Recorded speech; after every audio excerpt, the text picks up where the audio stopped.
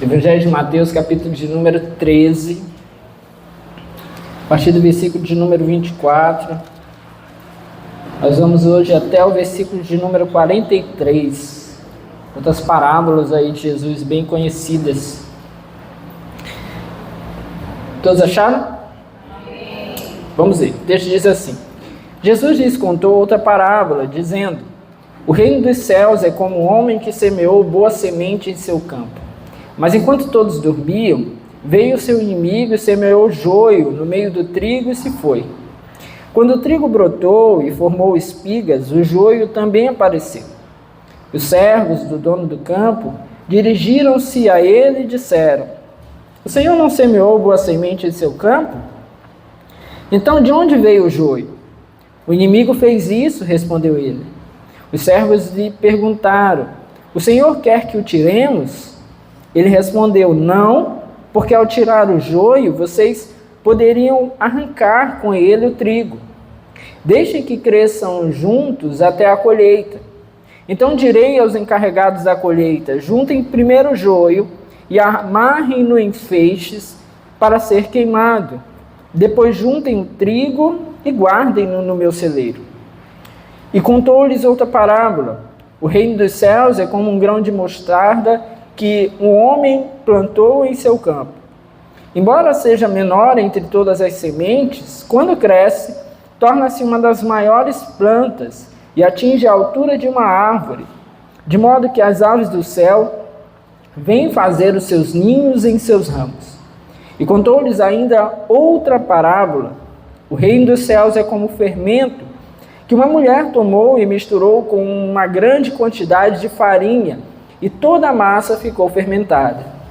Jesus falou todas estas coisas à multidão por parábolas. Nada lhes dizia sem usar alguma parábola, cumprindo-se assim o que fora dito pelo profeta: abrirei minha boca em parábolas, proclamarei coisas ocultas desde a criação do mundo. Então ele deixou a multidão e foi para casa. Seus discípulos aproximaram-se dele e pediram: explica-nos a parábola do joio no campo. E ele respondeu: aquele que semeou a boa semente é o Filho do Homem. O campo é o mundo e a boa semente são os filhos do reino. Os joios são os filhos do maligno e o inimigo que o semeia é o diabo. A colheita é o fim desta era e os encarregados da colheita são anjos. Assim como o joio é colhido e queimado no fogo, assim também acontecerá no fim desta era. O Filho do Homem enviará os seus anjos e eles tirarão do seu reino tudo que fez cair no pecado e todos os que praticam o mal. Eles os lançarão na fornalha ardente, onde haverá choro e ranger de dentes. Então os justos brilharão como o sol no reino de seu Pai. Aquele que tem ouvidos, ouça. Vamos orar? Senhor, essa é a tua palavra e nós estamos aqui em tua presença mais uma vez, pedindo ao Senhor da sua graça, direção e favor sobre as nossas vidas, para que em nome de Jesus nós sejamos fortalecidos nessa hora, possamos ser cheios da tua presença, movidos pelo teu Espírito, levados a conhecer a tua palavra, a tua santa vontade, para que possamos viver lá fora aquilo que o Senhor espera de nós. Pai amado, tu que sonda e conhece os nossos corações, trata o íntimo do nosso ser, trata com cada um dos teus filhos aqui nessa noite, individualmente e nos movendo também coletivamente, que como igreja do Senhor nós possamos cumprir o teu querer. Pai amado, nós pedimos perdão pelos nossos pecados, que o Senhor venha nos perdoar, nos limpar e nos purificar de todo mal, de tudo aquilo que temos feito contrário à tua vontade. Senhor, nós te pedimos perdão. Oramos e em nome de Jesus repreendemos tudo que não presta, que não vem do Senhor. Todo pensamento ruim, todo medo, toda apreensão, ansiedade, dor e toda preocupação com as coisas lá fora. Pai amado, nós oramos e repreendemos esse lugar das nossas vidas e das nossas mentes nessa hora. E pedimos ao Senhor que nessa noite, mais uma vez, apenas a tua palavra e o teu Santo Espírito tenham lugar para agir e reinar no meio de nós. Amém e amém.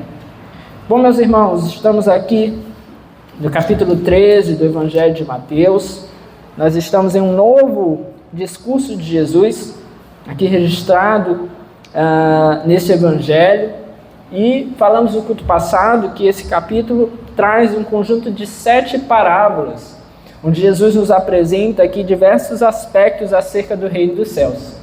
A primeira nós estudamos aqui no domingo passado, é a parábola do semeador. Nós vimos aqui no último culto e fomos levados aqui a compreender, por meio da figura que Jesus trouxe, 4 tipos de solo, que representavam ali 4 tipos de respostas à palavra de Deus.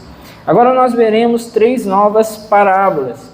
A parábola do trigo e do joio, a parábola do grão de mostarda e a parábola do fermento. É por meio dessas parábolas aqui nessa noite que nós vamos compreender melhor acerca do reino de Deus pelas palavras do nosso Senhor Jesus. Bom, a parábola do trigo e do joio está aqui representada dos versículos 24 a 30, e depois ela vai ter uma continuidade a partir do versículo de número 36. Então ela está aqui meio que separada, meio que dividida aqui segundo o relato de Mateus.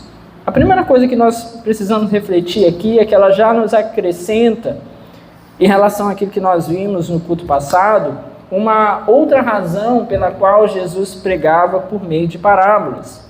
Veja aí o versículo 34. Jesus falou todas estas coisas à multidão por parábolas. Nada lhes dizia sem usar alguma parábola, cumprindo-se assim o que fora dito pelo profeta. Abrirei minha boca em parábolas, proclamarei coisas ocultas desde a criação do mundo. Bom, o aspecto aqui é que Jesus falava por meio de parábolas porque também ainda não havia chegado o tempo para que se colocasse de uma maneira mais clara os mistérios acerca do reino dos céus. O mistério do Evangelho estava escondido por Deus. Desde todos os textos que nós vemos no Antigo Testamento, ali em seus decretos, em suas ordenanças, nós vemos que esses mistérios estão ali escondidos. Aqueles que estão vivendo aquele tempo, embora participem da revelação desses mistérios, não têm compreensão total e profunda a respeito daquilo que Deus queria falar. Então é aquilo que nós conhecemos na teologia como revelação progressiva.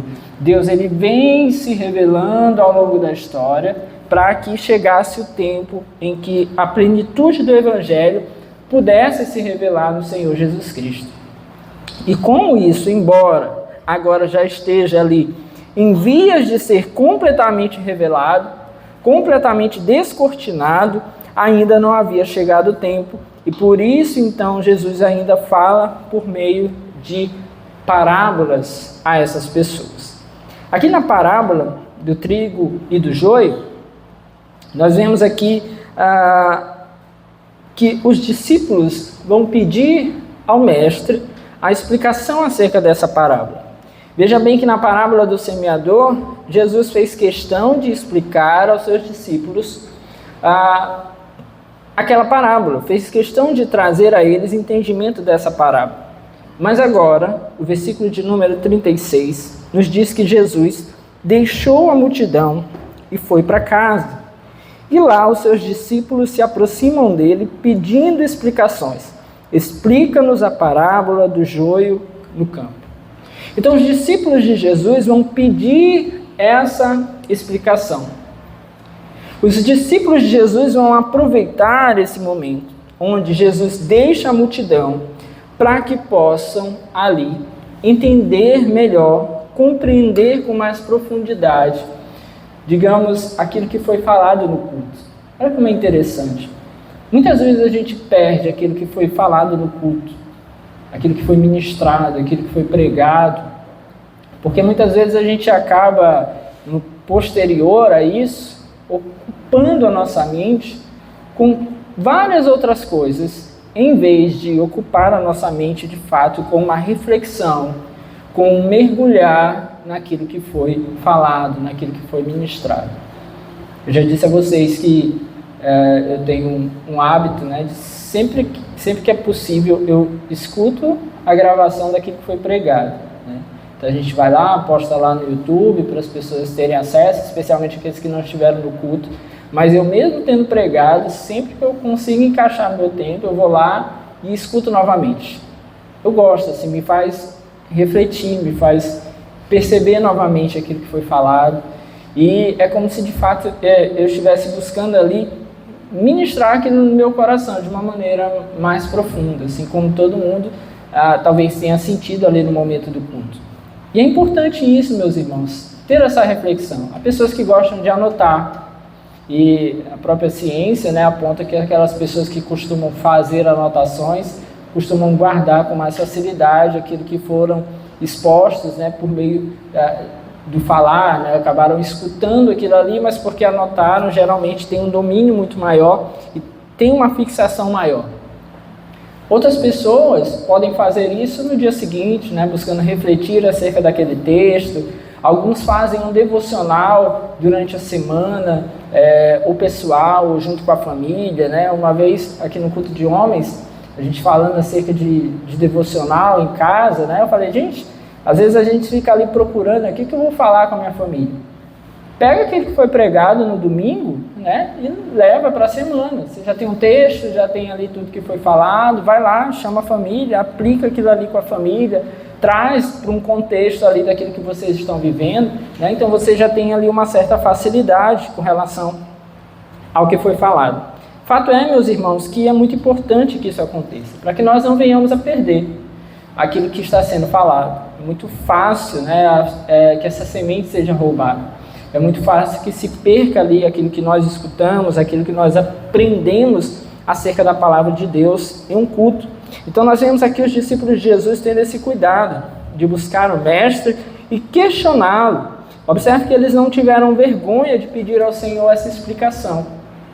E algo que é importante também, de repente você teve uma dificuldade com relação a algum texto, por que não perguntar ao pastor, perguntar a um líder, a um amigo que estava aqui com você na hora do culto, olha, teve aquela coisa lá que o pastor falou, assim, aquele versículo que foi falado, eu não entendi muito bem, eu queria compreender melhor, né? Aqui nós somos uma igreja que você tem acesso ao pastor, nós não somos aquela mega igreja que você, para falar com o pastor, tem que passar pela guarda real do palácio. Então você pega lá no WhatsApp, manda mensagem, vou responder você, e assim a gente busca uma compreensão melhor acerca da palavra de Deus. Os discípulos de Jesus fizeram isso, foram até o Mestre e perguntaram então ali, humildemente a ele, qual era a explicação daquela parábola. Jesus atende aqueles que humildemente recorrem a ele, como quem de fato deseja aprender mais, como quem de fato precisa compreender as verdades acerca do reino de Deus. Jesus então tratou de explicar a eles o sentido da parábola. E o sentido da parábola é aqui a apresentação de um estado, tanto presente quanto futuro, acerca do reino dos céus. Basicamente, o cuidado de Cristo com a igreja e a inimizade do inimigo contra ela. Então, são esses aspectos aqui que nós vamos perceber. Vamos perceber também nesse texto que há uma igreja visível, que é parte do reino dos céus, mas que nem toda ela é, de fato, ou pertence, de fato, àqueles que são salvos. Há dentro da igreja visível, daqueles que nós vemos presentes nos cultos, envolvidos nas programações, há aqueles que de fato pertencem ao reino, aqueles que serão salvos eternamente, e há aqueles que são hipócritas, aqueles que são enganosos, aqueles que vivem na mentira, mas estão ali envolvidos no meio dessa igreja. E embora existam essas pessoas, o Senhor continua governando como rei diante da igreja. É isso que nós vamos perceber aqui dentro dessa parábola. Então, o que Jesus nos explica aqui? Primeira coisa, que o que semeia a boa semente é o Filho do homem. Está aí no versículo 24. O reino dos céus é como o homem que semeou boa semente em seu campo. E no versículo 37 ele explica, aquele que semeou a boa semente é o Filho do homem. Jesus, meus irmãos, é o Senhor do campo. Ele é o semeador da boa semente.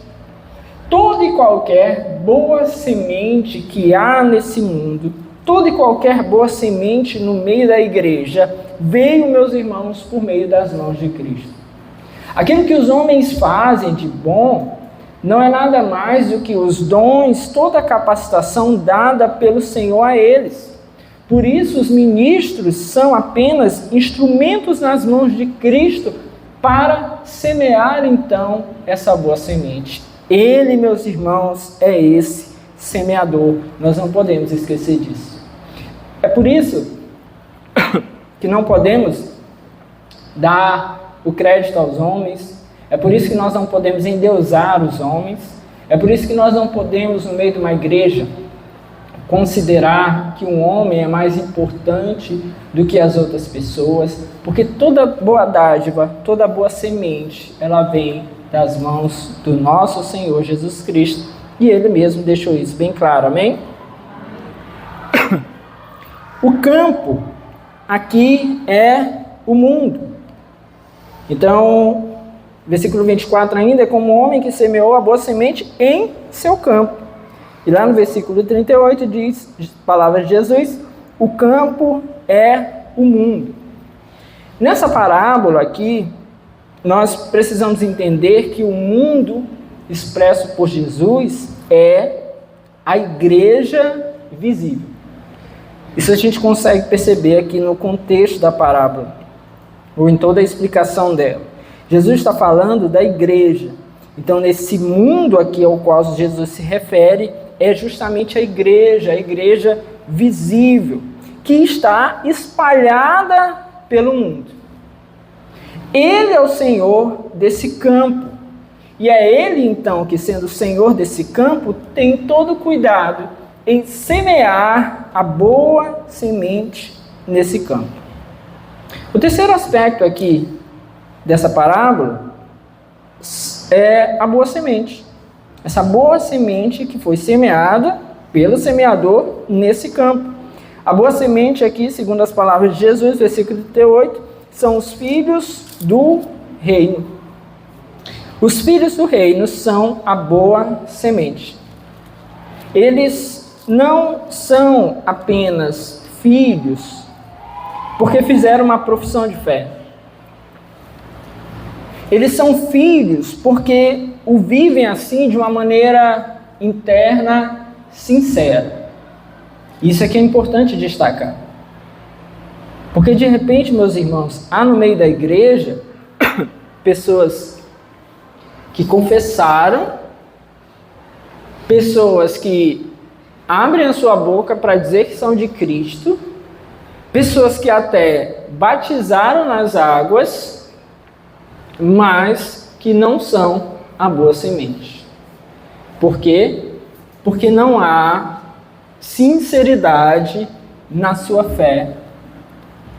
Não há genuinidade na sua vida com o Senhor. E daqui a pouco a gente vai perceber isso melhor.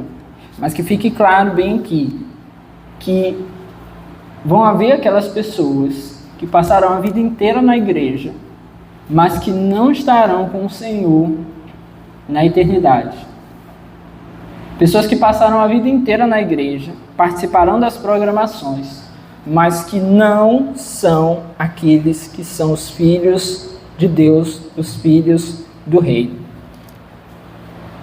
Aqueles que são filhos do reino são essas boas sementes espalhadas pelo mundo, pela igreja visível ao redor do mundo. E por serem boas sementes, se espera deles também bons frutos. Bom, quem é o joio? O joio são os filhos do maligno. Versículo 25. Mas enquanto todos dormiam, veio o seu inimigo e semeou o joio no meio do trigo e se foi. No versículo 38, Jesus diz que o joio são os filhos do maligno. Esses são os filhos do diabo, que estão no meio da igreja. O seu caráter é cheio de hipocrisia. eles são mentirosos, são enganosos. Quando a gente lê, por exemplo, as cartas do apóstolo Paulo, a gente percebe em diversos momentos essa percepção aqui de uma maneira bem clara. Pessoas que estavam no meio da igreja, mas viviam um falso evangelho, mas eram enganosos, não trabalhavam em prol do reino, buscavam atrapalhar, e assim é o joio. Estão no meio da igreja, mas não vivem em prol do reino, atrapalham a obra de Deus, buscam atrapalhar aqueles que querem viver com o Senhor. E um aspecto interessante aqui é que, embora estejam no mesmo terreno, embora recebam a luz do mesmo sol, o mesmo sol brilhe sobre eles, tenham acesso à mesma palavra, às mesmas pregações, às mesmas programações, ainda assim são ruins, não contribuem, não ajudam, atrapalham, são como ervas daninhas plantadas ali no meio da igreja. Por fim, o último personagem aqui, vamos dizer assim, é o inimigo que semeou o joio. O texto diz que, versículo 25, veio o seu inimigo e semeou o joio no meio do trigo e se foi. Jesus diz, versículo 39, que o inimigo que semeia o joio é o diabo. O diabo é o inimigo da igreja. É ele que tem se dedicado a promover a iniquidade entre os homens. Então o diabo é esse personagem aí no meio dessa história que vai trabalhar para semear o joio no meio da igreja. Tudo tranquilo até aqui?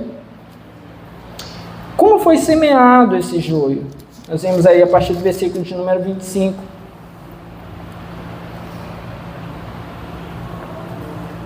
Versículo 25. Mas enquanto todos dormiam, veio o seu inimigo e semeou o joio. O joio foi semeado enquanto todos dormiam. Olha que interessante isso aqui. A noite, em geral, é a hora de dormir. A ideia aqui que Jesus quer mostrar é que a semeadura do joio é inevitável, pois os homens, todos os homens, dormiram. Todos os homens precisam dormir em um dado momento. E é durante esse tempo em que os homens dormem que o joio é semeado. É claro que o homem precisa trabalhar, especialmente aqueles que vivem em prol da pregação do Evangelho, precisam trabalhar para que possa se perceber quando o inimigo deseja plantar no meio da igreja o joio. Só que, embora haja esse trabalho, embora haja esse esforço, o que Jesus quer deixar claro é que todos inevitavelmente dormem em algum momento. Todos nós precisamos dormir. Então é nesse momento que Satanás se aproveita. Ou seja, Satanás se aproveita de algum momento no meio da igreja para semear então o joio. Semear então o pecado, semear então a discórdia, plantar isso no coração das pessoas. Jesus quer deixar claro aqui que isso é inevitável. Que Satanás está atento a todas as oportunidades para semear o mal. Então é isso que esse texto aqui quer dizer. Que esse inimigo aproveitou enquanto todos dormiam, veio então e semeou o joio. É inevitável. Não há. E tanto é inevitável, que nós vamos ver daqui a pouco, tanto é inevitável que aqueles homens ali não vão ser condenados porque dormiam. Você pode dizer assim, geralmente talvez você estudando esse texto pensou assim, olha, mas nós vamos ver homens sendo repreendidos porque dormiram. E são repreendidos a serem vigilantes. Não é verdade? Nós vemos isso em outros textos. Mas aqui nesse texto a ideia, e por isso é uma parábola, não é um texto literal, é uma parábola, a ideia é inevitável que durma. Por isso é inevitável que haja o joio, então, no meio da igreja. O inimigo, aqui, ainda no processo aqui da plantação do joio, o inimigo se retira após ser semeado o joio. Mais uma vez, aí no versículo 25, o seu inimigo semeou no meio do trigo e se foi. Satanás é ardiloso. Ele semeia e sai de cena. Ele vai lá, planta o joio e deixa ali aquele ambiente, de alguma forma, buscando ocultar a sua participação. Isso é interessante. Satanás ele vai buscar ocultar a sua participação, por quê? Porque ele não deseja que os seus planos sejam frustrados no meio da igreja. Então, se ele chegar aqui, né, de chifre, tridente na mão e um rabo bem grande, com a seta na ponta, todo mundo vai dizer, ó, tá ali, é Satanás. Mas se ele vem, semeia o joio no meio da igreja e sai de fininho, sem ser percebido, muitas vezes o que vai acontecer no meio da igreja é que a gente vai ficar se debatendo com aquelas questões ali, sem perceber que é o joio semeado. Isso acontece muitas vezes. Muita gente que está ali no ambiente da igreja causa atrapalho e que é até difícil, algumas vezes até impossível, determinar se ali é joio ou trigo. Se foi plantado por Satanás ou não. Já aconteceu, com certeza, comigo e com você, de ficar assim, será que eu tento com esse irmão mais uma vez? Será que a gente insiste? Prega de novo? Deixa essa pessoa aí, porque pelo menos ela está sentada aí, está ouvindo a palavra de Deus. Mas aquela pessoa ali que está sempre dando trabalho, complicando a sua própria vida e a vida dos outros. Mas para nós é bem difícil dizer assim, não, então a gente tem que chutar essa pessoa para longe. Mas como assim? Quem somos nós? Né? Como nós vamos julgar isso? Como nós vamos determinar que alguém já está condenado ou não? Como vamos determinar que alguém não vai se arrepender? É complicado, muito complicado. Embora a própria palavra nos dê parâmetros, por exemplo, para disciplinar o irmão, repreendê-lo diante da igreja, não nos dá a própria palavra o direito de determinar que alguém está condenado ao inferno. Em 1 Coríntios, Paulo diz assim, entregue esse irmão, um irmão que estava lá dando muito trabalho, entregue a Satanás para ver se ele salva no final. Ele diz assim, o pior do pior, para ver se Satanás apertando ele, pelo menos a alma dele se salva no final. Então, meus irmãos, para nós é muito difícil, e é isso que Jesus está querendo deixar claro aqui. Que quem conhece o coração intimamente é ele. Porque Satanás, em geral, vai trabalhar assim. Ele vai lá, vai plantar e vai sair de fininho com a camisa do Flamengo pela porta da igreja. E ninguém vai saber que foi, era meu irmão que estava aqui com a camisa do Flamengo, né? Nunca se sabe. Ele sai de fininho. E aí deixa no meio da igreja a contenda, a briga, a desunião, a discórdia. É ou não é? É assim que acontece. Bom, o inimigo tendo semeado o joio, olha que interessante, outra coisa que interessante. O joio não se formou até que o trigo brotou. Versículo 26. Quando o trigo brotou e formou espigas, o joio também apareceu. Isso mostra claramente que o interesse de Satanás é destruir a obra de Deus. A gente vai dizer assim, mas igreja não era para ter briga, não é para ter foco de desunião, não é para ter nenhuma discórdia. Mas, segundo o que nós vamos compreender aqui do texto, o joio só se forma quando o trigo começa a brotar. Ou seja, em outras palavras aqui, para ficar bem mais popular, Satanás não chuta cachorro morto.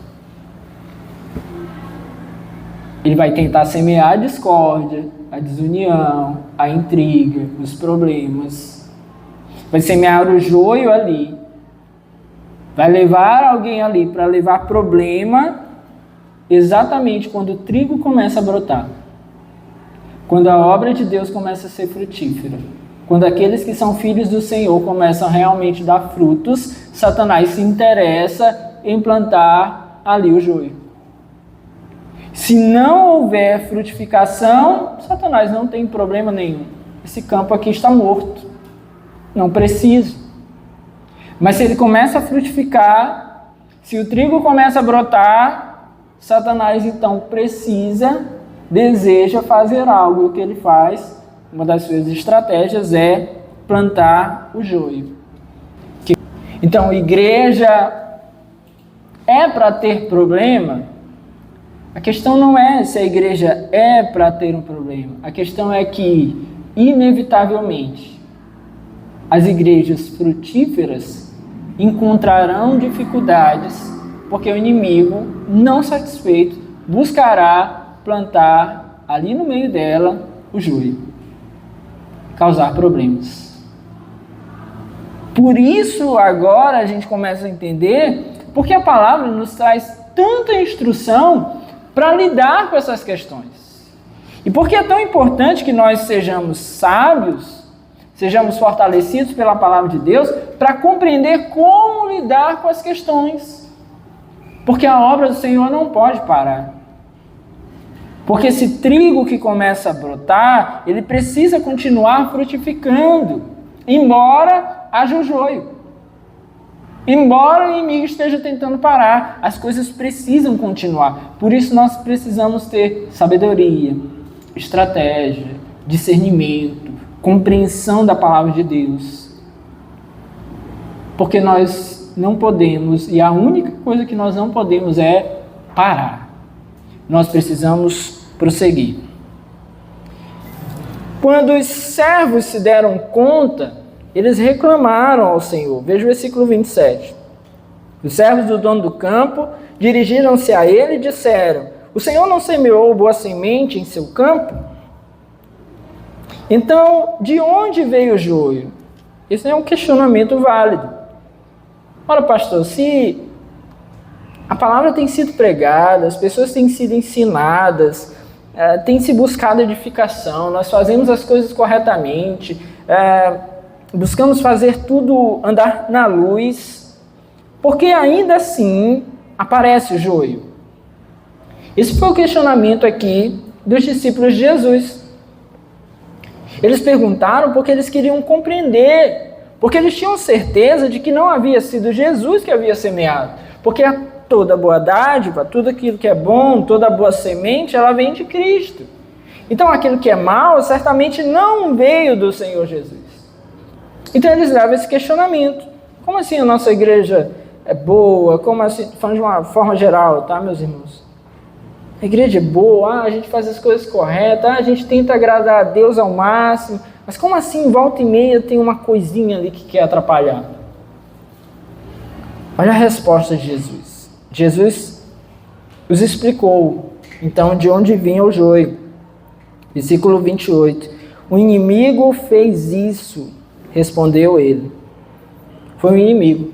Ora, ele não repreende aqueles que estavam ali no meio daquele ambiente. Não são eles os repreendidos. Foi o inimigo que plantou. Eles não são culpados. Eles não são responsabilizados. A ideia é, a igreja do Senhor se esforça em fazer o máximo para agradar a Deus. Mas tudo aquilo que é mal, que é plantado no meio da igreja, vem por meio do inimigo. A culpa é do inimigo. Ele pode usar alguém que dê espaço em sua vida para a obra do inimigo. Mas a culpa é do inimigo, a responsabilidade é do inimigo. É por isso que o homem pode ser perdoado e Satanás não. Satanás não será perdoado. A palavra é muito clara. O seu lugar de condenação já está reservado. Satanás não será perdoado. Agora, até um homem que em algum momento se permitiu ser atrapalhado sobre a vida de alguém, por permitir que Satanás soprasse em seu ouvido ali alguma coisa, pode se arrepender e ser perdoado. Aqui é uma outra questão aqui por trás dessa parábola, né? Que responde mais ao aspecto de salvação, quando alguns olham para esse texto sobre o aspecto da salvação, né? Se aqui o joio seriam aquelas pessoas que não vão ser salvas de jeito nenhum. Os calvinistas já vão olhar mais nesse sentido, né? O joio aqui é alguém que nunca vai ser salvo. E o trigo não, o trigo são aqueles que serão salvos. Nós entendemos também, uma outra perspectiva é, aqui o trigo são pessoas que serão salvas. O joio, porém, por ser uma parábola, poderia significar alguém que possa vir a ser salvo. Eu, particularmente, prefiro olhar essa parábola como se ela não tivesse esse aspecto, mas já é uma questão mais minha particular, tá, gente? Só um parêntese aqui. Mas então, o Senhor explicou, olha, a culpa é do inimigo. É ele que vem e ele que planta o joio. Os servos então se colocaram ali em prontidão para retirar o joio. Veja aí no versículo 28, ainda no 28. Os servos lhe perguntaram, o Senhor quer que o tiremos? Mas a resposta do Senhor foi sábia. Ele respondeu, não, porque ao tirar o joio, vocês poderiam arrancar com ele o trigo. Deixem que cresçam juntos até a colheita, então direi aos encarregados da colheita. E aí o texto vai continuar, vamos já entrar nesse trecho. Olha que interessante, é aquilo que nós estávamos falando agora há pouco. É difícil ter essa percepção. Há um irmão que em algum momento tem causado atrapalho no meio da igreja. Como assim eu posso determinar que essa pessoa é simplesmente alguém que não vai ser salvo? Como assim eu posso determinar isso? Eu não tenho esse poder. Eu não tenho essa profundidade na análise.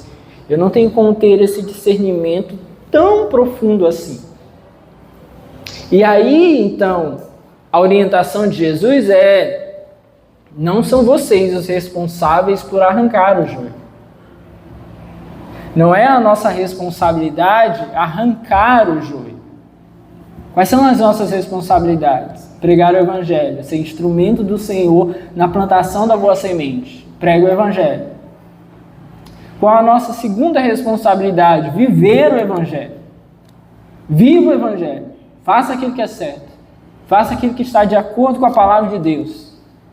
Terceiro lugar, dentro daquilo que a palavra de Deus nos permite, repreenda, corrija, exorte. É o que diz a palavra de Deus.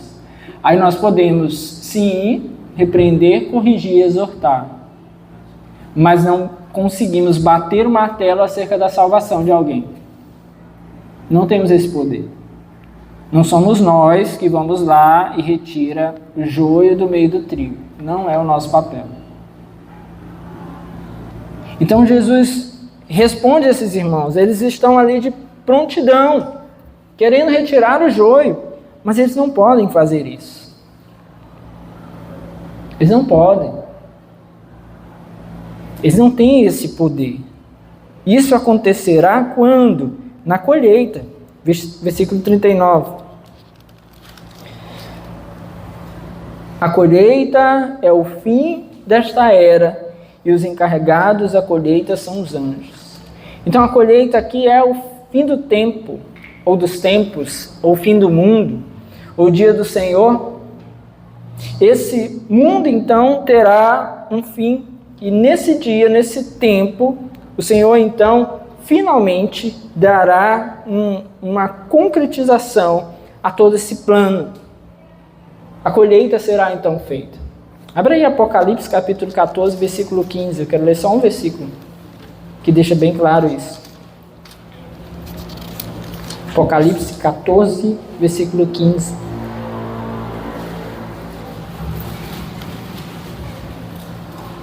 Então saiu do santuário outro anjo, que bradou em alta voz, aquele que estava sentado sobre a nuvem: tome a sua foice e faça a colheita, pois a safra da terra está madura, chegou a hora de colhê-la. Interessante, a palavra de Deus se confirmando. Chegará o dia da colheita, meus irmãos, e louvado seja o Senhor por isso, amém?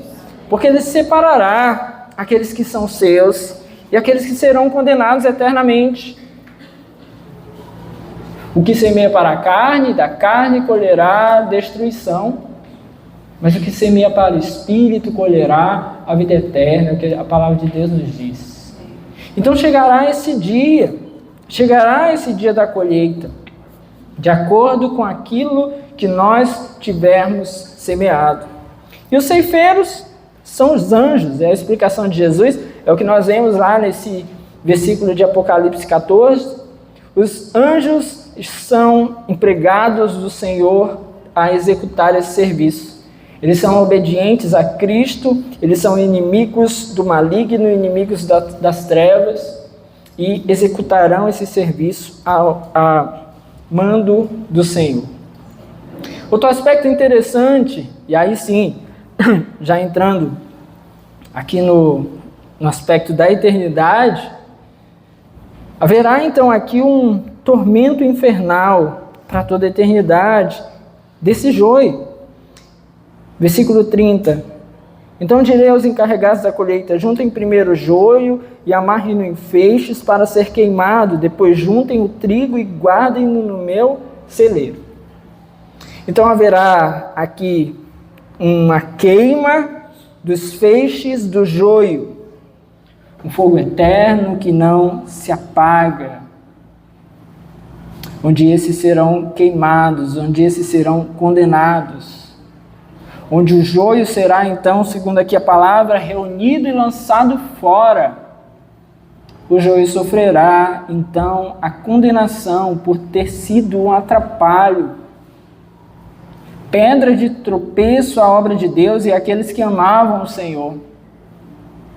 O Senhor separará, não haverá vacilos, não haverá equívocos, não haverá elevador dizendo assim: vai para o céu, vai para o inferno, para onde você quer ir. Outro dia até mandei um videozinho engraçado lá no grupo, só que era só uma piada de político mesmo, né? Mas não será assim. Haverá uma separação. Nem o joio entrará onde está o trigo, e nem o trigo correrá o risco de estar no meio do joio. Aí então será possível de fato discernir o justo e o ímpio, quando o Senhor fizer para todo sempre essa separação. O texto diz que eles serão atados em fardos, em feixes, amarrem-no em feixes, para que sejam queimados. A ideia aqui é de semelhança, feixes de semelhança. Talvez pela semelhança dos seus pecados, os que viviam na hipocrisia, atados aqui com os outros hipócritas, os ateus, atados aqui com os ateus, os hedonistas, atados aqui com os outros hedonistas, amantes dos prazeres. Talvez para que arda mais ainda a dor, que seja mais doloroso ainda saber que viveram em seus pecados. Certo é que eles serão, diz aqui o texto, atados em feixes, para que possam então ser queimados, para que possam então ser lançados nessa fornalha de fogo ardente. Ah, pastor, mas isso é cruel demais. Cruel também é, ou também foram os seus pecados. Cruel também é aquele que, tendo ouvido a palavra do Senhor, ainda assim se voltou contra o Cristo que deu a sua vida por ele. Tal qual foram os seus pecados, será então a sua condenação. Serão lançados no fogo porque não servem para nada. Ali estarão então para toda a eternidade, lançados nesse fogo ardente. Por fim, meus irmãos, o Senhor diz: depois juntem o trigo e guardem-no no meu celeiro. E o celeiro do Senhor é o céu. Todo trigo de Deus será reunido então no grande dia da colheita e será colocado então no celeiro do Senhor. Seremos juntados, irmãos. Aí sim, aqueles que de fato amaram o Senhor, deram as suas vidas por Ele, carregaram então a sua própria cruz, renderam os seus corações, abandonaram todas as coisas desse mundo, deixaram até pai e mãe, se necessário fosse, para então servir ao Senhor. Ali serão então reunidos os santos de Deus, colocados então à disposição do Senhor, e o trigo será armazenado no celeiro do Pai. Isso é uma maravilha para nós. Isso é tão maravilhoso que o texto no versículo 43, diz: então os justos brilharão como o sol no reino do seu Pai. Olha que maravilha. Quer dizer, meus irmãos, enquanto aqui nós vivemos para que resplandeça o Senhor, para que o Senhor possa ser glorificado por meio das nossas vidas, nos céus, diz a palavra de Deus, os justos brilharão como o sol. O Senhor lançará sobre nós, agora sim, para toda a eternidade, a capacidade de brilhar, uma vez que nós fomos glorificados por Deus. Não brilharemos para o nosso próprio ego, não brilharemos para transparecer mais a ninguém algo que somos, ou se somos superiores a esse ou aquele, não. É o brilho da glória de Deus que terá nos alcançado de uma vez por todas e plenamente o resplandecer do favor do Senhor sobre nós. Isso é uma maravilha. Então, meus irmãos, nós, enquanto estamos aqui,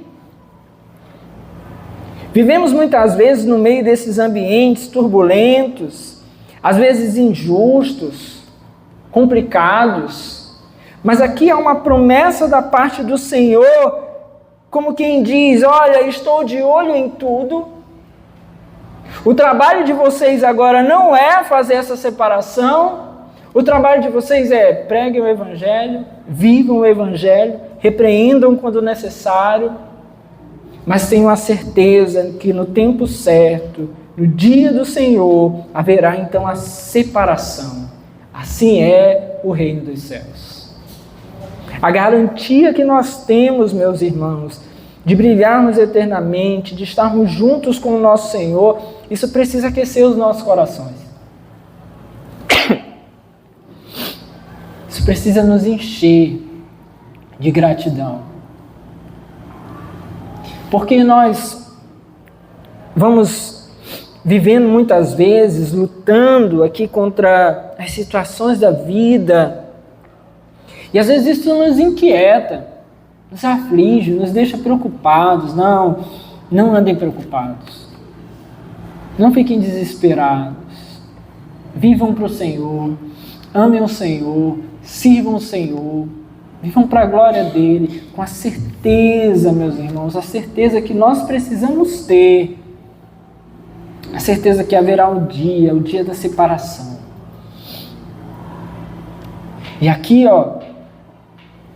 se o Senhor está falando isso em relação à igreja visível, imagine em relação àqueles que muitas vezes nos inquietam ainda mais, que são aqueles que nem igrejas são. É a certeza que nós temos, amém? A certeza que nós temos, esse cuidado de Deus para conosco. O Senhor então explicou aos seus discípulos ali essa parábola. Depois, ou na versão aqui apresentada por Mateus, no Evangelho de Mateus, Antes até da explicação, Jesus falou mais duas parábolas. A parábola do grão de mostarda e a parábola do fermento. São duas parábolas pequenas, mas que trazem ideias aqui que complementam também acerca do reino dos céus. A primeira, que é a parábola do grão de mostarda, diz, versículo 31, e contou-lhes outra parábola. O reino dos céus é como um grão de mostarda que um homem plantou em seu campo. Embora seja a menor entre todas as sementes, quando cresce, torna-se uma das maiores plantas e atinge a altura de uma árvore, de modo que as aves dos céus vêm, fazem seus ninhos em seus ramos. Bom, a respeito da obra do Evangelho, preste atenção. O aspecto que Jesus quer demonstrar é que o início dela tem aparente fragilidade. E aqui tem duas perspectivas. Uma é a perspectiva histórica do Evangelho. Quando surge aqui, vamos dizer assim, em Jesus, aqui o início daquilo que vai se tornar a igreja, do que vai se tornar de fato a pregação do Evangelho, o reino do Messias enviado de Deus, parece tudo isso muito frágil. É um homem que cura pessoas, que é perseguido ali pela a elite religiosa da época, com alguns poucos seguidores. Volta e meia havia uma multidão ali em volta dele. Mas se nós considerarmos, por exemplo, o grande reino da época, que era Roma, é pequeno o seu poder. Sequer pode ser ele considerado um rei. Tanto é que o escrito na cruz é um deboche sobre ele ser rei. Então o início é pequeno. Quando se reúnem os primeiros discípulos após a morte e a ressurreição de Jesus, para aguardar a chegada do Espírito Santo, são 120 pessoas. Tudo é muito pequeno. Mas Jesus quer dizer que, assim como essa semente da mostarda, que é pequena, menor entre todas as sementes, diz a palavra, mas que quando cresce torna-se uma das maiores plantas, atingindo a altura de uma árvore, assim é o Evangelho. Nas duas perspectivas, tanto a histórica, ele vai crescer, ele vai tomar proporções, ele vai alcançar o mundo como tem alcançado o mundo. E aí a palavra nos garante, né? Todo olho verá, todos saberão. Assim é o Evangelho. Mas também assim é o Evangelho do ponto de vista das nossas vidas individuais. Que começa pequeno, mas vai tomando a nossa vida, vai tomando proporções que vão muitas vezes muito além de cada um de nós. Tem alguém aqui que é fruto de uma família onde um dia uma avó, uma bisavó conheceu o Evangelho e o Evangelho chegou até você? E se não foi lá atrás, pode ser você. Começou pequeno, em você talvez aquela pessoa que resiste no meio da sua casa, na família que dá muito trabalho, que não quer que você seja um crente, e daqui a algumas gerações você vai ser aquele que deu início a toda uma família de gente que serve ao Senhor. E assim é o Evangelho. Assim é o Evangelho. Ele vai tomando, ele vai conquistando, ele vai alcançando, ele vai crescendo, ele vai se desenvolvendo, o reino de Deus vai tomando seu espaço. Assim, meus irmãos, como uma pequena semente da mostarda se transforma em uma grande árvore. Uma grande árvore que dá abrigo aos outros e atinge, diz o texto, a altura de uma árvore, de modo que as aves do céu vêm fazer os seus ninhos em seus ramos. Esse é o poder do Evangelho, que vai alcançando, transformando, vai alcançando pessoas e dá abrigo. Nós, por exemplo, somos resultado disso. Nós hoje somos abrigados no Evangelho. Mas quantos não lutaram lá atrás para que o Evangelho continuasse a ser pregado? Quantos não morreram pela causa do Evangelho? Os apóstolos foram mortos, martirizados. Foram perseguidos pela causa do Evangelho. Quantos irmãos não foram lançados aos leões? Quantos irmãos não precisaram abandonar a sua casa, abandonar a sua família, ir para um outro lugar, ir a um outro país para pregar o Evangelho, e nós estamos aqui porque nós fomos abrigados nos galhos, na copa dessa árvore, que é o Evangelho. Meus irmãos, que maravilha é o poder do Evangelho de Deus, amém? Por isso não deixe de crer. Às vezes você olha, de repente é só você lá de cristão na sua casa. É só você que ama o Senhor, não deixe de crer. Esse é o poder do Evangelho, que começa como uma pequena semente, mas que tem esse poder de alcançar a vida de outras pessoas. Aqui a gente pode olhar diversos aspectos, cidades, países que foram alcançados pelo poder do Evangelho. Missionários que chegaram em um lugar sozinhos, e depois o Evangelho foi tomando o coração das pessoas. Esse é o poder do Evangelho. E por fim, o Senhor contou então a parábola do fermento, que diz no versículo 33, e contou-lhes ainda outra parábola. O reino dos céus é como o fermento que uma mulher tomou e misturou com uma grande quantidade de farinha, e toda a massa ficou fermentada.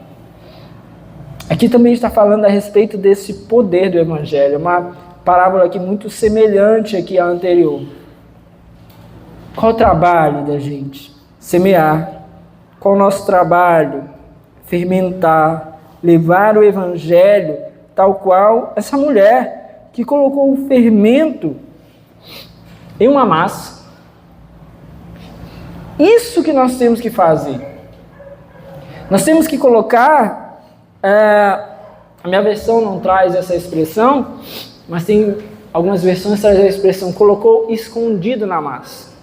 O Evangelho deve ser guardado, deve ser colocado, deve ser alcançar os corações. A palavra diz, guarda as tuas palavras no meu coração, para não pecar contra ti. Assim é o Evangelho, que deve ser levado aos corações. Pais, levem o Evangelho ao coração dos seus filhos. Líderes, levem o Evangelho ao coração daqueles que vocês lideram. Filhos, levem o Evangelho ao coração dos seus pais. Esconda o Evangelho ali. Coloque ali, porque uma vez que ele está ali colocado, ele toma então esse poder. O reino dos céus é como o fermento que uma mulher tomou, misturou em uma grande quantidade de farinha, toda a massa ficou fermentada. Toda a massa ficou fermentada. O Evangelho toma os corações, alcança as vidas, transforma histórias. Nós cremos muito, meus irmãos, muito aqui na nossa igreja, o poder do Evangelho na vida das crianças. Porque uma criança alcançada pelo Evangelho tem a vida inteira para servir o Senhor. É essa vida alcançada, e quantas outras talvez ele não venha impactar. Não é aquela mera visão de que algumas pessoas têm, olha, traz a criança, depois a família vem. Não é simples assim. Mas sim, o poder que o Evangelho tem de alcançando um, alcançar outros, é tremendo. Esse é o poder do Evangelho. Cada criança, lá em cima agora, tem 20, 30 crianças, cada um que se tornará um pai ou mãe de família, cada um que terá os seus filhos, aos quais ensinarão o Evangelho, cada um que estará no ambiente de trabalho, num campo missionário, dirigindo uma igreja. Isso é o poder exponencial do Evangelho, que nós não podemos desacreditar também. Nós não podemos desacreditar. Esse é o poder do Evangelho, que alcança pessoas, que transforma a história, que toca os corações. Então aqui nessa noite, meus irmãos, nós somos chamados a acreditar no poder do Evangelho. Acreditar. Porque embora no meio da igreja haja o joio, está ali o Evangelho plantado no coração daqueles que são trigo e serão separados pelo Senhor e viverão para sempre com Ele nos céus, em seus celeiros. Porque o Evangelho é esse, meus irmãos, que começa pequeno, mas que toma grandes proporções, alcançando a quantos o Senhor quer alcançar. Porque o Evangelho é esse que, se bem guardado em um coração, faz com que toda a massa seja tomada e toda a massa seja fermentada pelo poder do Evangelho. Toda uma vida seja transformada. Você vai começar por um versículo e daqui a pouco toda a sua vida vai ser mudada pelo poder do Evangelho. Eu creio. Você crê nisso? Continuemos a crer, porque se nós lembrarmos dessa palavra, nós não teremos receio de falar a palavra de Deus, de anunciar o Evangelho, de postar um versículo nas redes sociais, de falar com um colega no trabalho, de falar com o pai, com a mãe, com os irmãos. Nós não teremos receio, porque nós cremos no poder do Evangelho. Amém? Fique de pé no seu lugar, em nome de Jesus.